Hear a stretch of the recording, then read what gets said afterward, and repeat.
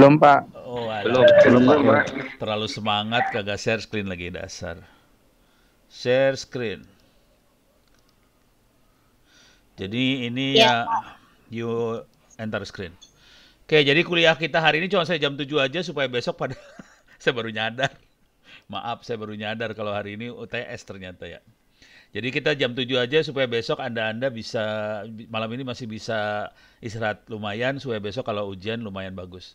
Kita akan kuliah sampai jam 7 aja supaya besok pada bisa belajar malam ini bisa istirahat dan belajar supaya ujiannya bagus lah besok. Kalau saya kan UTS boleh bisa kapan aja, UAS juga bisa kapan aja, saya mah santai.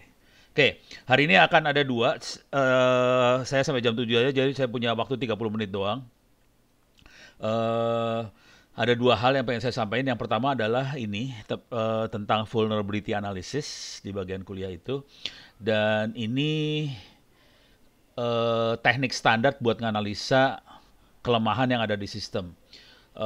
Kalau bisa ini dibikin otomatis semua supaya kalau kita harus nganalisa menghandle ribuan sistem bisa cepat semuanya. Oke, ini buku yang bagus, nanti bukunya adalah punyanya Pak Hartono. Bukunya bagus banget sih. Mudah-mudahan bisa cepet tuh tulisannya. Kalau udah jadi, itu bisa jadi buku pegangan BSSN tuh kalau BSSN yang ngerti bahwa itu buku bagus. Nah, sekarang tool yang dipakai, bener nggak di sini ya? Oh, ini perencanaan. Jadi tool yang dipakai, yang saya pakai adalah ini salah satunya. Open Fast. Oke. Ini biar di-admit dulu. Yang baru masuk kita kuliah sampai jam 7 aja ya. Oke. Open Fast, cuman kemudian, jadi ini bentuknya semua scanner-scanner segala macam buat nganalisa kelemahan sistem sebelah sana, dijadiin satu sama Open Fast itu. Kemudian, ya biasalah open source, biasanya kadang-kadang suka ganti apa kepemilikan atau segala macam lah, atau ganti komunitas, dia jadi GVM. Namanya diganti jadi GVM. Alah, security. Security. Oke. Ya, tetap aja salah. Ya udah, pokoknya namanya di GVM. Ada bisa lihat di wiki saya lah. Ono Center Wiki. Open Fast. Oke. Nih Open Fast ini jadi GVM ini. Oke. Nah, yang cantik dari makhluk ini, kalau kita install di Kali Linux, interface-nya adalah web. Nanti bentuknya kayak gini. Open Fast. Bisa kita lihat, tapi saya kasih lihat nanti di Kali Linux sebenarnya. Jadi bentuknya kayak web gini. Secara struktur, arsitekturnya kira-kira seperti ini. Ada scannernya, ada manajernya. Scannernya ini akan dikasih kayak antivirus lah, dikasih database NVT ini.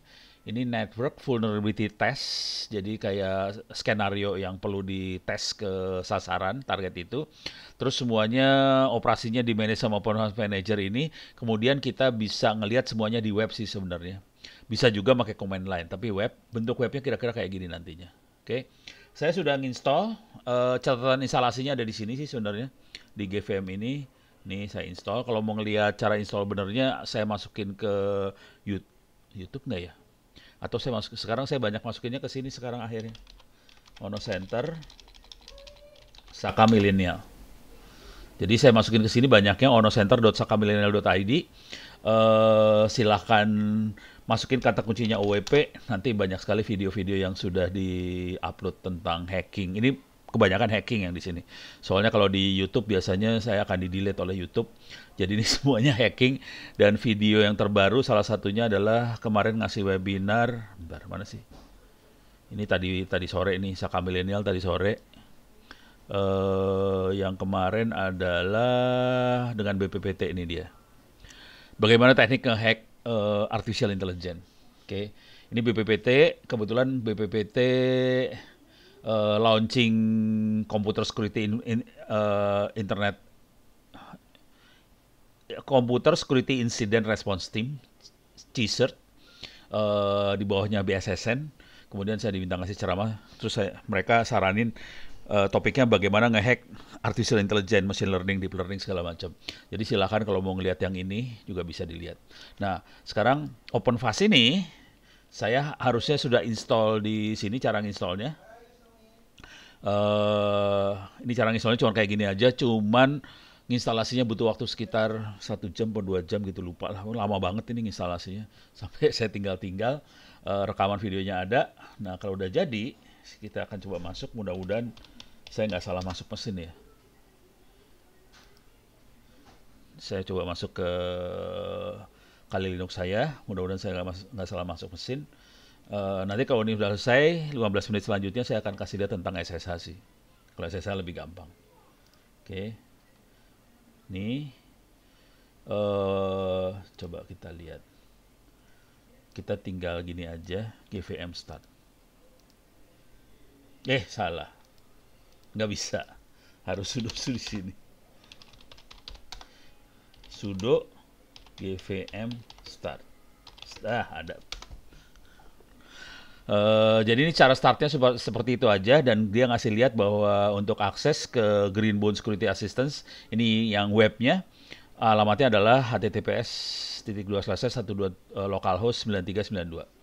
Coba kita masuk ke situ. Jadi udah enak banget, dan ini yang dipakai sama teman-teman di BSSN yang kayak ginian sih. Cuman yang dipakai sama Pak Hartono kayaknya lebih dahsyat itu. Karena dia kalau Pak Hartono kalau bisa yang ini juga dibahas juga ya. Pak Yang rencana mau coba pakai OpenVAS. oh gitu, ya udah ini dimasukin juga kalau bisa di dalam bukunya Iya, Pak. supaya apa sih? Nanti cara instalasinya juga cara instalasinya gampang sekali sih. Beberapa contoh apa ngetes vulnerability sasarannya juga sih lihat. Nah, kayaknya ada yang masuk lagi ya. Oke. Nah, ini saya udah buka, kok lama banget sih browsernya. Dan ini kalau pengalaman saya sih waktu nganalisa, sasarannya lambat banget. Jadi sebenarnya nggak menarik sih kalau buat kita tunggu gitu, males banget. Tapi ini kayaknya lambat. Ini ada sesuatu yang nggak beres nih, nggak tahu kenapa. Ini nggak beres. Parah, nggak beres, nggak bisa, nggak jalan browsernya, nggak bisa dilihat. Apa gara-gara saya sharing screen ya? Waduh, parah. Ya udah pokoknya percaya jalan. Tapi kalau maksudnya kalau saya bisa ngeluarin layarnya, saya bisa kasih lihat cara ngeset target sasarannya kayak gimana, ininya. Cuman kalau pas ngeran lama banget. Bentuknya kayak gini sih, outputnya kayak gini sih bentuknya. Kayak gini. Jadi dia kasih warna-warna, vulnerability-nya apa saja, ada high, medium, apa nih satu lagi? Apa? Ini pokoknya dia enak banget sih buat ngeliatnya. Sasarannya dia bolongnya di mana, terus security-nya gimana bolongnya, apakah high, medium, apa low, apa gimana, bisa kelihatan di sini semua. Jadi bentuknya grafik enak banget buat ngeliat kelemahan sistem. Dan ini diperlukan sekali kalau kita harus menganalisa sampai banyak banget situs gitu ya. Dan pengalaman Pak Hartono kayaknya situs-situs pemerintah bolong semua. Pengalaman banyak orang situs pemerintah bolong semua. Cuman pemerintahnya kagak sadar kalau situsnya bolong. Kira-kira itu yang seru. Iya, Pak. Oke, restore station. Oh, ini langsung. Ye, kok nggak mau login? Kagak mau login dia. Udah jalan padahal ya. Localhost. Coba ya. Kamu login. Parah.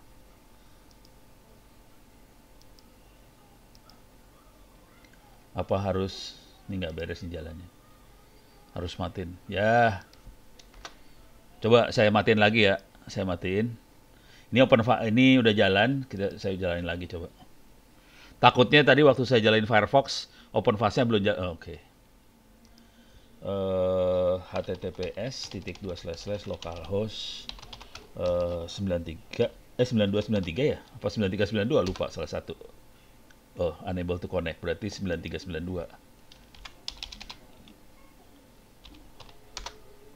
Nih. Ya, Kayaknya tadi mesinnya gagal jalan loh, Pak. ini bilangnya ini. Oh, timeout exit bener nggak jalan. Sys. Oh, kontrol status GVM daemon-nya service. Mati dia kayaknya. Iya, fail. Eh, bener nggak jalan. Harus di restart lagi. Ah, tapi lama ceritanya jadinya. Nggak rame. Pokoknya kira-kira gitulah tekniknya kalau bisa Anda. Tapi kalau nginstalnya harus butuh kesabaran karena dia ngedownload banyak banget, terutama NVT-nya banyak banget. Oh, jalan, jalan, jalan, jalan men, jalan men. 5 4 3 2 1 jalan. Oke. Cobain sekarang. Tadi portnya berapa? Portnya 9392. Ini udah 9392 bener. Bismillahirrahmanirrahim. Jalan. Ini akan keluar seperti ini karena kita tahu ini situs yang kita buat sendiri jadi nggak masalah, potential security risk ini nggak masalah. Tapi ini kalau kejadiannya misalnya kita masuk ke klik BCA dan sebagainya keluar seperti ini, hati-hati karena berbahaya banget ini urusannya. Karena biasanya ini serangan MITM. Ini accept risk dan continue, kita masuk. Yang jadi masalah passwordnya saya lupa. Passwordnya ada di sini kalau nggak salah. Bentar. More. Sorry, salah. LS. More open fast text. Ini dia passwordnya. Klik kanan copy. Oke, balik lagi. Username-nya admin, passwordnya ini. Oke, jadi Anda bisa masuk ke sini. Ini kelihatan laporannya dia. Ini situs yang di apa sih namanya? Yang di scan. Kita masuk ke tasknya aja. Situs yang di scan adalah server saya sendiri. Di rumah kebetulan ada 2 server. Jadi server saya sendiri yang di scan. Kita bisa ngelihat sih servernya. Saya coba ke bawahin. Settingannya ada di sini, kita bisa edit sih sebenarnya. Target scan-nya bisa kita edit.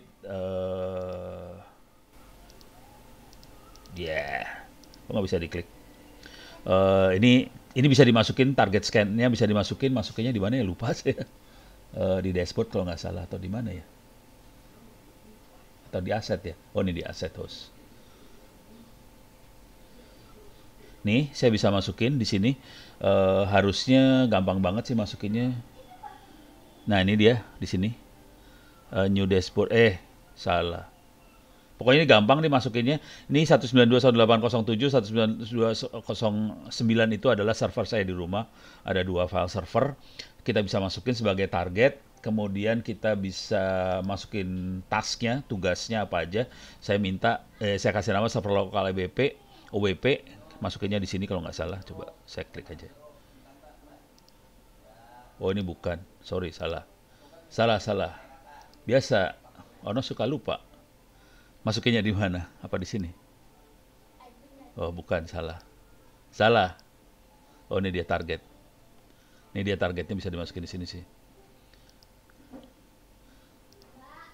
Targetnya mana aja? Oh, ini dia bisa di sini. Nah, ini bisa dimasukin target-targetnya. Saya masukin secara manual, saya kasih nama server lokal OWP, IP-nya sekian, dan ini kita bisa masukin semua server yang harus kita scan segala macam. Jadi dengan cara ini nanti langsung kita dapat ini hasilnya di dashboard sini sih. Hasilnya seperti apa. Jadi sesederhana itu sih tekniknya. Mudah-mudahan nanti bisa dimasukin ke bukunya Pak Hartono ya, supaya nanti satu Republik ini bisa belajar banyak dari situ. Iya, Pak. Buat yang lain kalau mau nulis, masih berani nulis buku silahkan, cuman kalau enggak sebaiknya ujian dikerjakan. Kalau nggak salah ada hampir setengah kelas belum ngerjain ujian. Seru banget tuh urusannya, jujur. Seru tuh kalau nggak ngerjain ujian. Kalau yang nulis buku selamat sih sebenarnya, Anda nggak perlu ujian. Ini beres ya? Kira-kira kayak gitu. Yang namanya vulnerability analysis, dan ini dibikinnya otomatis. Kalau nggak otomatis, kita harus nyeken dengan cara pakai Nmap dan sebagainya. Kayak ginilah Nmap. Minus SS, minus O, minus apa lagi? Minus V boleh. 192.168.0.7. Ini server saya di scan. Server lokal di rumah saya scan. Kalau nggak 09 ini server rumah di scan. Yang kita baca di sini, ini port yang terbuka kelihatan di sini. Ada SSH kebuka, file sharing kebuka, ini file sharing. Salah. Ini file sharing. Ini SSH supaya saya bisa nge-remote ke komputer itu. Dan kemudian yang ini adalah supaya bisa saya copy antar mesin buat backup, dan ini ada BitTorrent buat download buku-buku. Jadi download buku di situ, kemudian di sini ada 9090 port webnya buat apa? Konfigurasi si servernya. Servernya bikin sendiri, pakai Linux, dan ini dijalankan di flash disk sih sebenarnya. Jadi ini servernya pakai flash disk, hard disknya adalah flash disk. Jadi server yang 09 ini hard disknya flash disk. Oke. Jadi kalau yang tidak manusiawi pakai command line seperti ini, yang manusiawi pakai OpenFlash kayak itu. Oke. Ini saya tutup lagi, shutdown. Iyalah shutdown aja lah. Saya masih punya waktu sekitar 15 menit kurang. Saya akan jalankan server satu lagi yang kosong. Oke. Mana dia? Saya udah barusan saya copy soalnya. Oke, Ubuntu server kosong, mana server kosong SSH. Saya mau ngasih lihat, nah ini di SSH server. Saya coba jalankan ini. Sorry. Sini SSH server ini masih kosong, nggak ada, SSH-nya belum jalan. SSH-nya udah jalan sih sebenarnya. Oke, ini saya jalanin. Saya akan ceritain sedikit beberapa kemampuan. Harusnya jadi di server ya, tapi nggak apa-apa lah, server dulu. Saya juga pengen nge-remote ini sih sebenarnya, nge-remote. Kalau ada waktu saya pengen ngasih lihat cara nge-remote ini, apa sih namanya, desktop. Jadi layar bisa kita remote di komputer lain. Biasanya kalau di Windows kita pakai TeamViewer apa bangsa-bangsa kayak gitu, supaya komputer lain layarnya bisa kita ambil ke komputer lain dan kita bisa nge-remote komputer tadi layarnya. Kalau SSH kan command line doang. Kalau kita pakai TeamViewer kita bisa ngelihat layar dari komputer sasaran yang sebelah sananya. Nah ini saya akan masuk. SSH-nya harusnya udah saya install sih. Kalau mau enak nggak diinstal dulu biar seru urusannya. Tapi gampang banget sih install SSH. Sudoku.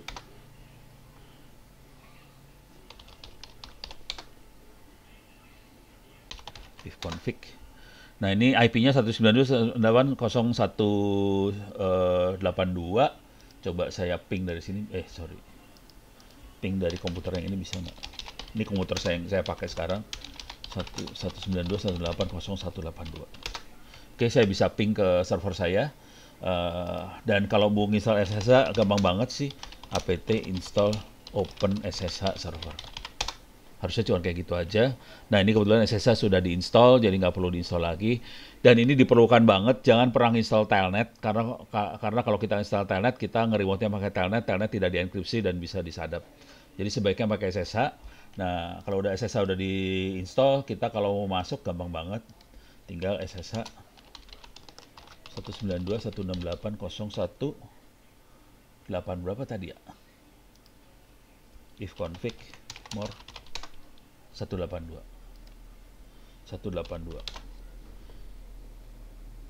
Yes. Ini yang yes ini adalah dia bertukar, sebutnya fingerprint sih. Tapi kira-kira kayak public key, private key-nya gitu ya. Public key, private key dipertukarkan dan kita baru bisa masuk dan semua komunikasi di encrypt. Oke. Nah ini yang SSH yang normal seperti ini. Dengan SSH kita kalau di Windows biasanya kita pakai putih. Di sini pakai putih kalau pakai Windows ya. Putih. Ini putih. Ini adalah SSH client. Ini adalah SSH client supaya kita bisa nge-remote mesin dari Windows. Jadi mesinnya Linux dari Windows bisa masuk. Nah, yang seru adalah kita kalau pengen copy file.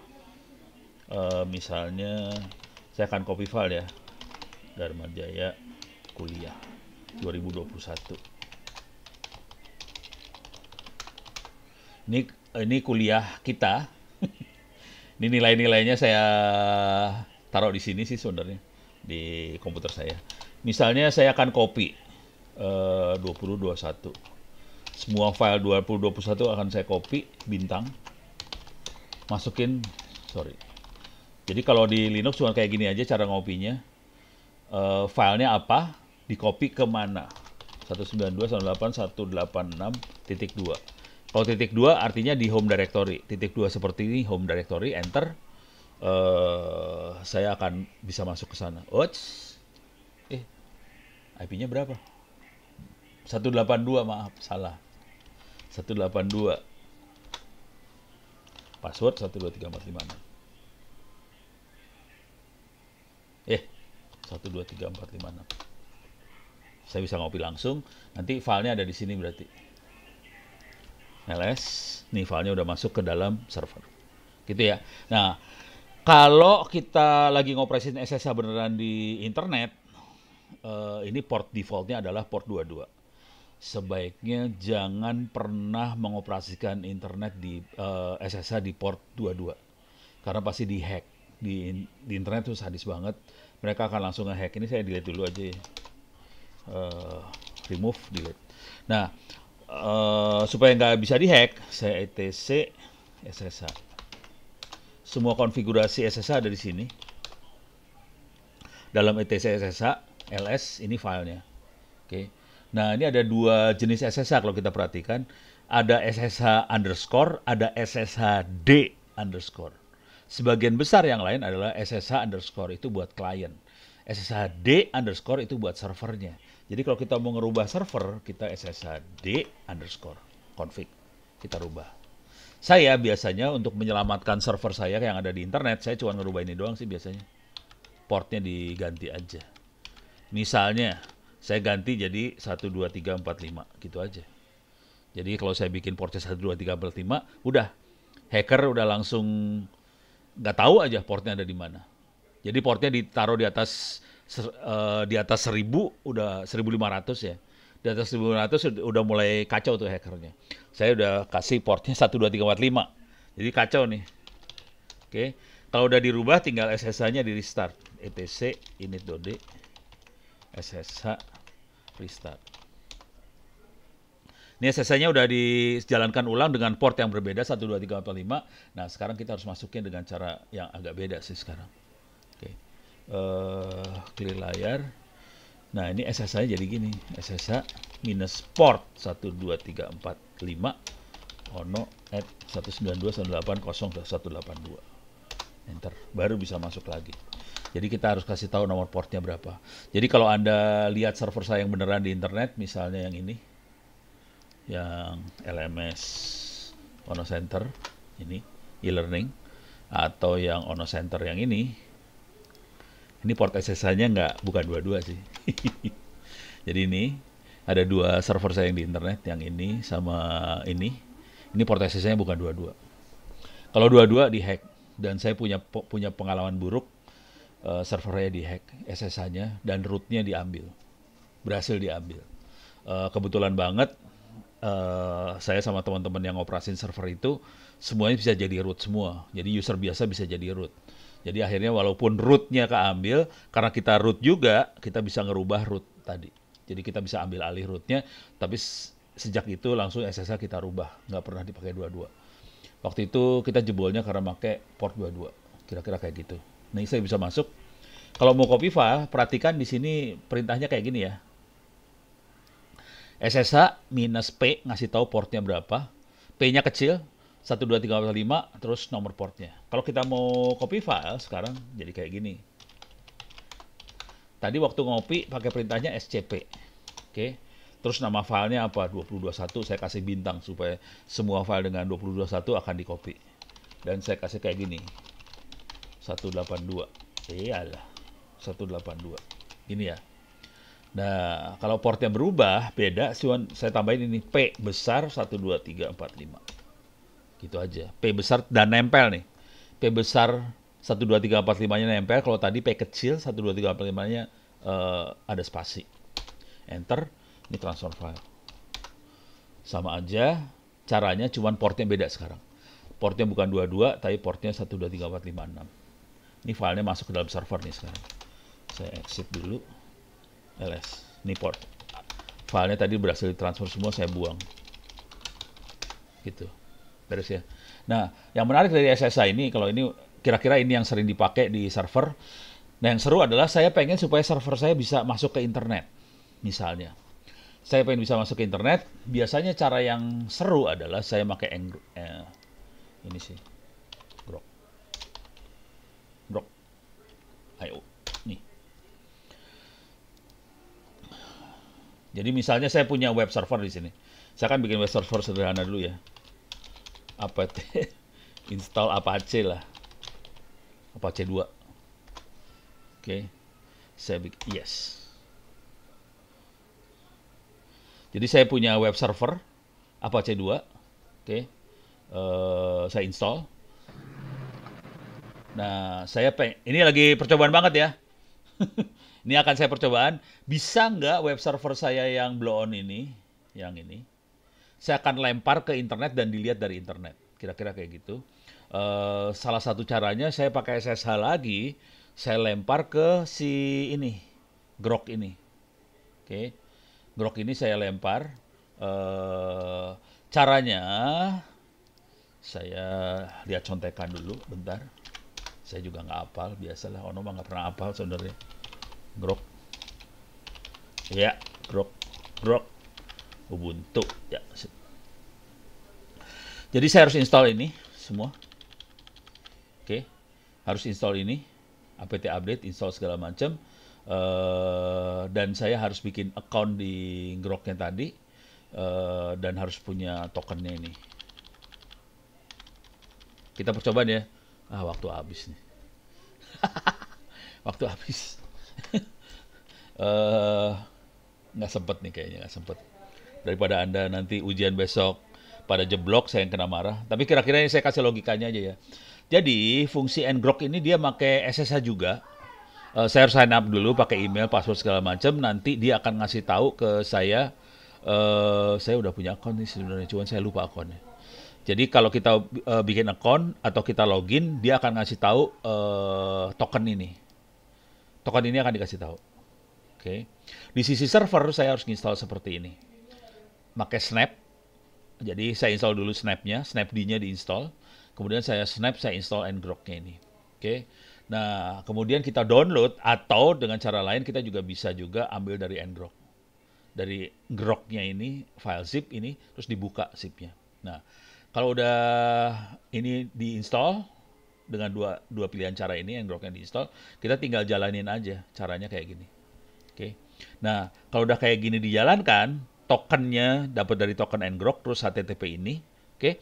Nah, nanti server kita yang ini bisa diakses dari internet dengan subdomain ngrok.io. Jadi apa hubungannya ini sama SSH? Prosesnya namanya reverse SSH. Jadi proses ngrok ngomong ke server kita namanya reverse SSH. Jadi Anda bisa baca di sini SSH. Di sini ada reverse SSH nih. Ini caranya kayak gini sih sebenarnya reverse SSH. Jadi mainnya kayak gini-gini lah. Jadi kita harus dibaca-baca sih. Jadi SSH bisa dipakai buat macam-macam sih sebenarnya. Bisa ngelempar server kita ke tempat lain. Orang aksesnya dari ngrok tapi yang diambil dari server kita. Kira-kira kayak gitu. Beres ya? Oke, jam 7 udah. Ada pertanyaan sebelum saya tutup? Ada pertanyaan? Aman? Amankah? Wah, ini pada masuk.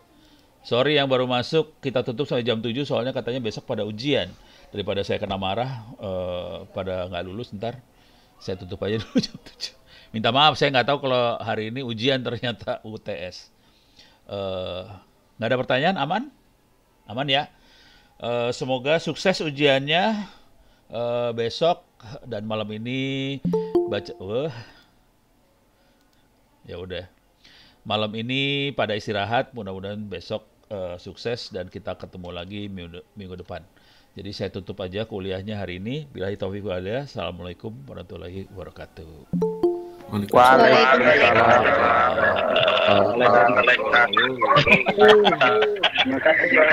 Sama-sama.